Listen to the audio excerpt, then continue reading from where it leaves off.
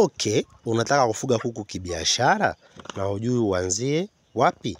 Basi kwenye video hii nitakufundisha namna gani ya kuanza ufugaji wa kuku kibiashara hata kama haujui kabisa, na utaweza kutengeneza faida na kuendesha maisha yako kwa urahisi kupitia mradi wa kuku. Kwa kaa mpaka mwisho wa video hii ili usiweze kumiss step hata moja, kwani ukiapply vitu vyote ninavyokufundisha hapa utaenda kupata matokeo kwa muda mfupi. Cha kwanza kabisa, tunavyosema ufugaji wa kuku kibiashara, tunalenga mazao makuu mawili au matatu ya kuku. Aidha uuze mayai au uuze nyama ya kuku au uuze vifaranga wa kuku. Zote hizo ni biashara. Kwa unapotaka kuanza ufugaji wa kuku kibiashara, lazima ukubali kufanya ka research kadogo kwenye eneo lilopo. Je, kati hivyo vitatu, vifaranga, nyama na mayai, kipi kinatoka sana? Na kinachotoka unaenda kuulizia kabisa wale wanaouza kuku, na wale wanakuta wameka vibanda, unaenda unamuuliza kuku, kuku unauza shilingi ngapi? Anakutajia bei.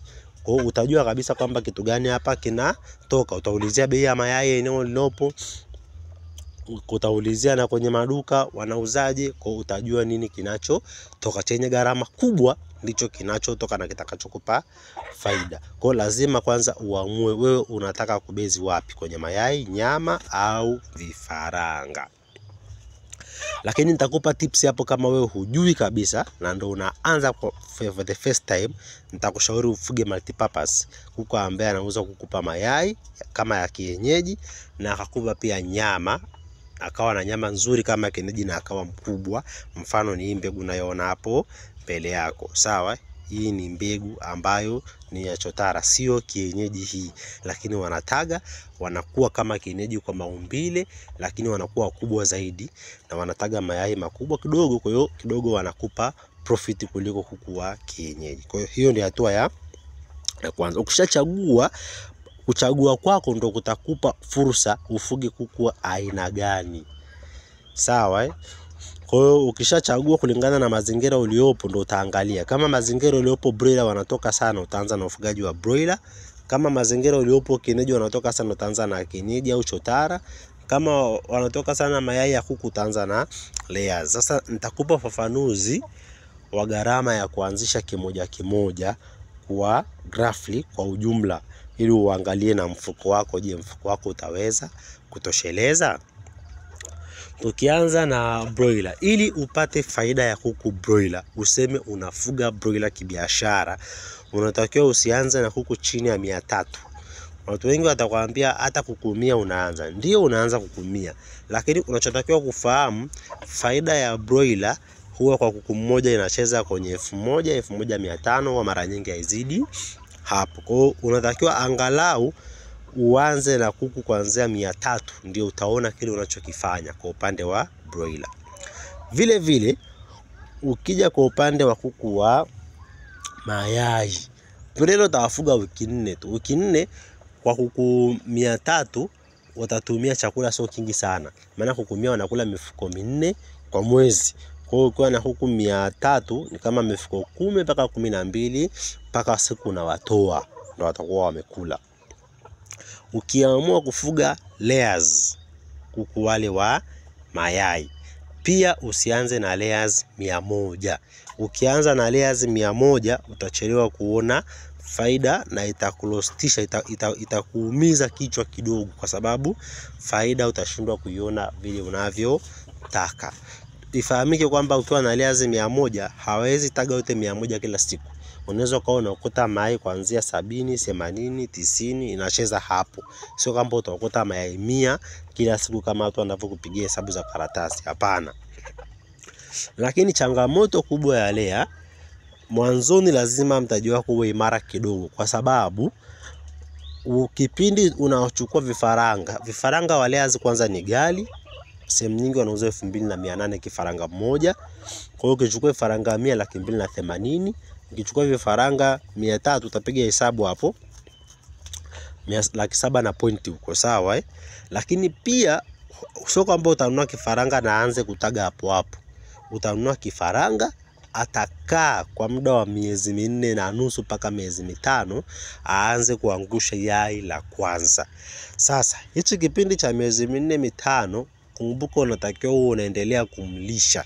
Sio kwamba anakaa tu, unatakiwa umlishe, umpe chakula vizuri, umpe chanjo vizuri, umpe dawa vizuri.